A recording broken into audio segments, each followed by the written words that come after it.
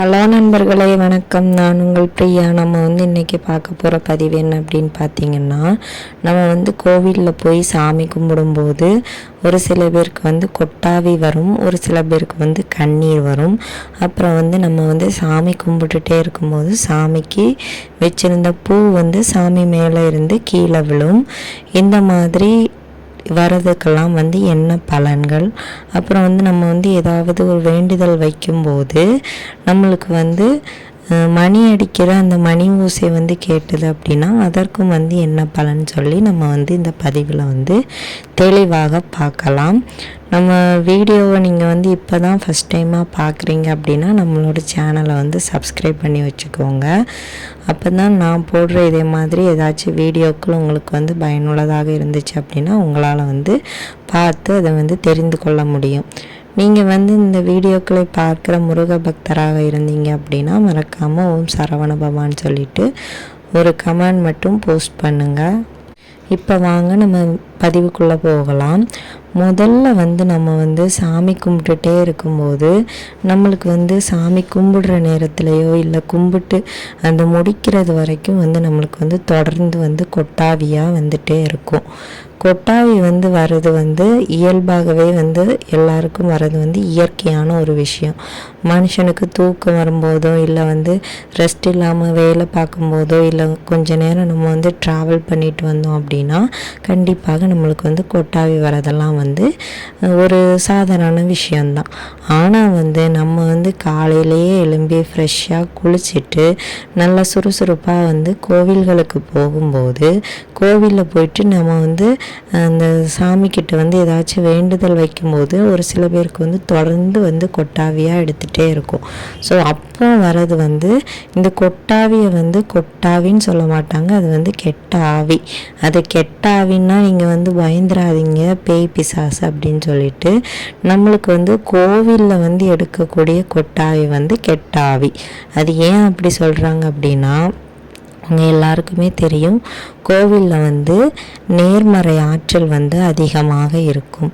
நம்ம அப்போ இந்த எதிர்மறை ஆற்றலான இந்த கொட்டாவி நம்மளுக்கு கோவிலில் சாமி கும்பிடும்போது எடுக்குது அப்படின்னா நம்ம மேலே இருக்கிற எதிர்மறையான அந்த சக்திகள்லாம் வெளியேறுவது தான் அதற்கான அர்த்தம்.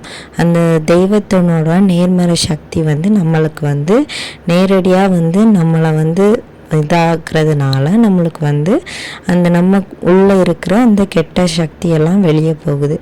கெட்ட சக்தி அப்படின்னா என்ன அப்படின்னு பார்த்திங்கன்னா, இந்த நிறைய பேருக்கு அதிகமான கண் திருஷ்டியாக இருக்கும். இல்லை ஒரு சில பேர் அவளுக்கு என்ன, அவள் நல்லா இருக்கா, அப்படி இருக்கா, இப்படி இருக்கான்னு சொல்லியே நம்ம ஓரளவுக்கு முடியாமலே ஆயிடுவோம்.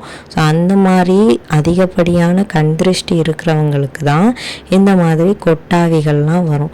அப்புறம் கொஞ்சம் வசதியாக இருக்கிறவங்களுக்கும் இந்த மாதிரி பிரச்சனைகள்லாம் இருக்கும். அதனால் உங்களுக்கு கோவிலுக்கு உள்ளே கொட்டாய் வருது அப்படின்னா உங்களுக்கு இதுதான் காரணம். கண் திருஷ்டி அதிகமாக இருந்துச்சு அப்படின்னா உங்களுக்கு சாமி கும்பிடும்போது கண்டிப்பாக கொட்டாவி வரும். அப்படி வர்றது கெட்ட விஷயம் கிடையாது, நல்ல விஷயந்தான். நம்மளுக்குள்ளே இருக்கிற அந்த எதிர்மறை சக்திகள்லாம் அந்த தெய்வத்தின் சக்தியால் வெளியேறுவது. ஸோ அதனால் நம்ம தெய்வத்துக்கு நன்றி சொல்லலாம். அடுத்ததாக ஒரு சில பேருக்கு சாமி கும்பிட்டுட்டே இருக்கும்போது கண்ணீர் வரும் கண்களில் இருந்து. அது நல்ல விஷயமா கெட்ட விஷயமா அப்படின்னு பார்த்தீங்கன்னா, நீங்கள் கோவிலில் போயிட்டு சாமி கும்பிடும்போது உங்களுக்கு நடக்கிற கஷ்டங்களெல்லாம் சொல்லி நீங்கள் கும்பிடும்போது அழுக வருது அப்படின்னா, அப்படி நீங்கள் அழுதிங்க அப்படின்னா அது உங்களுக்கு நல்லது கிடையாது. உங்களுக்கு அழுகை எப்படி வரணும் அப்படின்னா, அப்போ உங்களுக்கு அந்த கண்ணில் கண்ணீர் வரக்கூடிய அந்த நேரத்தில் உங்கள் மனசில் எந்த வேண்டுதலுமே இருக்காது. நீங்கள் அந்த கடவுள்கிட்ட எதுவுமே கேட்டிருக்க மாட்டீங்க. ஒரு சில பேருக்கெல்லாம் கடவுளை கண்களால் பார்க்குற மாதிரியே தோணும் போது அழுகை வரும். அப்படி வரக்கூடிய அழுகை நல்ல விஷயம். இப்போ வீட்டிலையா இருந்தாலுமே சரி, ஒரு சில பேர் விளக்கெல்லாம் வைத்த உடனே அவங்களோட கஷ்டங்களை சொல்லி எனக்கு இப்படி கொடுத்துட்டீங்களே கடவுளே அப்படி பண்ணிட்டீங்களே கடவுளேன்னு சொல்லி அழுவாங்க. அப்படி அழுகவே கூடாதாங்க. அப்படி அழுதோம் அப்படின்னா நம்மளோட அந்த வேண்டுதல்கள் எதுவுமே பலிக்காதான். அது வந்து நம்மளுக்கு வந்து இன்னும் எதிர்மறையான ஆற்றல்களை வந்து அதிகமாக கொண்டு வந்து சேர்க்குமா. அப்புறம் வந்து பெண்கள் வந்து விளக்கு வைத்தவுடன் வீட்டில் வந்து அழுதாங்க அப்படின்னா அது வந்து பயங்கர துரதிர்ஷ்டத்தை வந்து நம்மளுக்கு வந்து கொண்டு வந்து சேர்க்குமா. பெண்களோட கண்ணில் இருந்து எவ்வளோ கஷ்டமாக இருந்தாலும் அந்த அந்த கவலைகளை சொல்லி வந்து நம்ம வந்து கடவுள்கிட்ட கண்ணீர் வந்து விடக்கூடாதான். அந்த கண்ணீரை விட்டோம் அப்படின்னா நம்மளுக்கு வந்து அது வந்து எதிர்மறை ஆற்றலை வந்து அதிகரிக்குமா. அதனாலேயே நம்மளோட வேண்டுதல்கள், நம்மளுக்கு வரக்கூடிய நல்ல விஷயங்கள், அப்புறம் வந்து செல்வங்கள், இதெல்லாம் வந்து நம்மளுக்கு வந்து சேராமலே போயிடும் வந்து நம்மளோட முன்னோர்களால் வந்து சொல்லப்பட்டிருக்கு. அதனால தான் வந்து பெண்கள் வந்து வீட்டில் அழுதா வந்து வீட்டில் வந்து தரித்திரியம் பிடிக்கும் அப்படின்னு வந்து சொல்கிறாங்க. இது வந்து நம்ம பூஜைகள் வைக்கும் போதும் சரி, கோயில்களில் போய் வேண்டுதல் வைக்கும் போதும் சரி, கட்டாயமாக யாருமே இனி அழாதீங்க. அப்படி உங்களுக்கு ரொம்ப கஷ்டமாக இருக்குது, கவலையாக இருக்குது அப்படின்னா, எனக்கு வந்து இவ்வளோ கஷ்டம் இருக்குது கடவுளை, இவ்வளோ கவலை இருக்குது, எனக்கு வந்து அதை தாங்குகிற சக்தியை தாங்க, அதுலேருந்து வெளியே வர்றதுக்கு ஒரு தைரியத்தை தாங்க, ஒரு மன தைரியத்தை தாங்க, மன நம்பிக்கையை தாங்க, அப்படி தான் கேட்கணுமே தவிர நம்ம வந்து அழுகக்கூடாதான். ஸோ வந்து நீங்கள் வந்து இவ்வளோ நாள் இதை வந்து தெரியாமல் பண்ணிகிட்டு இருந்தீங்க அப்படின்னா இனிமேல் தயவு செஞ்சு யாரும் அந்த மாதிரி பண்ணாதீங்க.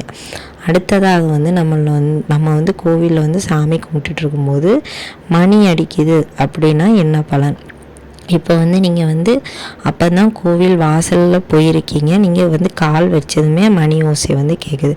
அதுக்கு வந்து என்ன அர்த்தம் அப்படின்னு பார்த்தீங்கன்னா, நான் வந்து ஒரு வேண்டுதல் வைக்கிறதுக்காக உங்ககிட்ட வரேன் கடவுளே, உங்ககிட்ட நான் வந்து என்னோட வேண்டுதலை வைக்கலாமா அப்படின்னு சொல்லிட்டு நம்ம வந்து அனுமதி கேட்குறதாக அர்த்தமாம். யாரோ ஒருவர் அடிக்கிற அந்த மணி ஓசைக்கு கூட அதுதான் வந்து அர்த்தமாம். நீங்கள் வந்து வாசலில் வரும்போது உங்களுக்கு வந்து அந்த மணி ஓசை கேட்டுது அப்படின்னா, சப்போஸ் நீங்கள் வந்து சாமி கும்பிட்டுட்டே இருக்கிறீங்க, அந்த டைமில் வந்து யாரோ ஒருத்தர் வந்து மணி அடிக்கிறாங்க அப்படின்னா அதுக்கு என்ன அர்த்தமாகும் அப்படின்னு பார்த்தீங்கன்னா, உங்களோட வேண்டுதல்களை வந்து கடவுள் வந்து கேட்கிறார், உங்களோட வேண்டுதல்கள் வந்து சீக்கிரமாக நிறைவேற போகுது அப்படிங்கிறதுக்கான அர்த்தமாக. அதே மாதிரி நீங்கள் வந்து கோவிலில் வந்து ஏதாச்சும் ஒரு விஷயத்தை நினச்சி இந்த இந்த பிரகாரம் சுற்றும் போது, அப்புறம் வந்து ரொம்ப கஷ்டப்பட்டு கவலைப்பட்டு சாமியே பார்த்துட்டே இருப்பாங்க ஒரு சில பேர்லாம். அந்த மாதிரியெல்லாம் நம்ம வந்து பண்ணும்போது நம்மளுக்கு வந்து அந்த மணி ஓசை கேட்டுது அப்படின்னா நம்மளோட அந்த கஷ்ட காலங்கள்லாம் குறைந்து, நம்மளோட பாவங்களும் குறைந்து, நம்ம என்ன வேண்டுறோமோ அந்த வேண்டுதலுக்கான பலனை வந்து நம்மளுக்கு வந்து அந்த கடவுள் தர போகிறாங்களாம். அதுக்கான அர்த்தத்திற்காகத்தான் அந்த மாதிரி மணி ஓசைகள்லாம் நம்மளுக்கு வந்து கேட்குமா. அதுக்கப்புறமா கோவிலை விட்டு வெளியே வரும்போது யாராச்சும் மணி அடிக்கிற ஓசை உங்களுக்கு வந்து கேட்டுச்சு அப்படின்னா உங்களோட வேண்டுதல்கள் எல்லாமே வந்து மிகவும் சீக்கிரமாக உங்களுக்கு வந்து நிறைவேற போகிறதா கடவுள் வந்து உங்களுக்கு வந்து உத்தரவு தந்து உங்களை வந்து வழி அனுப்புகிறாங்க அப்படிங்கிறதுக்கான அர்த்தமாக. இப்படி ஒவ்வொரு இடத்துலையும் நம்மளுக்கு வந்து மணி ஓசை கேட்கிறதுக்கு ஒவ்வொரு அர்த்தங்கள் இருக்கிறது. ஆனால் வந்து இந்த தீபாராதனை கழிகிற டைமில் மணி ஓசை கேட்கிறது அதெல்லாம் வந்து இயல்பான விஷயங்கள். அது வந்து எல்லா கோயில்லையுமே எல்லா நேரத்துலையும் வந்து எல்லாருமே மணி அடிக்கிற சவுண்ட் வந்து எல்லாருக்கும் கேட்கும். அதுவும் கூட இந்த மாதிரி நம்மளுக்கு உணர்த்துறதுக்காகத்தான் இந்த மாதிரி மணி அடித்து சாமி கும்பிடணும்னு சொல்லி பெரியோர்களால் வந்து வைக்கப்பட்டிருக்கு. நம்மளோட வேண்டுதல்களை வந்து கடவுள் கேட்குறாங்க, அது சீக்கிரமாக நிறைவேற்றி தருவாங்கன்னு சொல்கிறதுக்காகத்தான், இந்த அர்த்தத்தை புரிந்து கொள்வதற்காகத்தான் அந்த மணி ஓசையம். இது வந்து ஒவ்வொரு இடங்களில் இருக்கும்போதும் ஒவ்வொரு விதமான அந்த பலன்களை வந்து நம்மளுக்கு வந்து தருது அப்படின்னு வந்து சொல்கிறாங்க. அதுக்கப்புறமா நம்ம சாமி கும்பிட்டுட்டே இருக்கும்போது சாமி மேலே இருக்கிற பூ விழுது அப்படின்னாலே நம்ம எல்லாருக்கும் தெரிஞ்ச விஷயம் என்னன்னா, நம்மளுக்கு வந்து சாமி வந்து ஆசீர்வாதம் பண்ணுறாங்க, நம்மளோட வேண்டுதல்கள் வந்து சீக்கிரமாக நிறைவேற போகுது அப்படிங்கிறத வந்து நம்ம வந்து தெரிஞ்சுக்க முடியும். ஆனால் வந்து அதுலேயுமே வந்து பூ வந்து வலதுபுறமாக விழுது அப்படின்னா உங்களோட வேண்டுதல்கள் வந்து உங்களுக்கு வந்து கூடிய சீக்கிரமாகவே நிறைவேற போகிறத வந்து கடவுள் வந்து நம்மளுக்கு வந்து உணர்த்துறாங்களாம். அதுவே அந்த பூ வந்து இடதுபுறமாக விழுது அப்படின்னா நம்மளுக்கு வந்து செய்யக்கூடிய வேலைகளில் வந்து ஏதோ வந்து ஒரு காரிய தடையோ இல்லை வந்து ஏதோ ஒரு தடங்களோ இல்லை வந்து ஏதோ ஒரு ஆபத்தோ வந்து வரப்போகுது. ஸோ அதனால் வந்து நம்ம செய்கிற விஷயங்களை வந்து கண்ணும் கருத்துமாக கொஞ்சம் கவனத்தோடு செய்கிறத வந்து எச்சரிக்கையாக வந்து கொடுக்கறதுக்காக அந்த பூக்கள் வந்து இடதுபுறமாக விழுமா. இப்படி 2 விதமான பலன்கள் வந்து இருக்குதா இந்த பூக்கள் விழுறதுலையே. இவ்வளவு நாள் தெரியாமல் இருந்தீங்க அப்படின்னா கண்டிப்பாக இந்த பதிவை பார்த்து தெரிந்துக்கோங்க. இந்த பதிவு வந்து உங்களுக்கு உபயோகமாக இருந்துச்சு அப்படின்னா கண்டிப்பாக லைக் பண்ணி ஷேர் பண்ணுங்கள். இந்த வீடியோவின் முழு பதிவை பார்த்ததற்கு மிக்க நன்றி.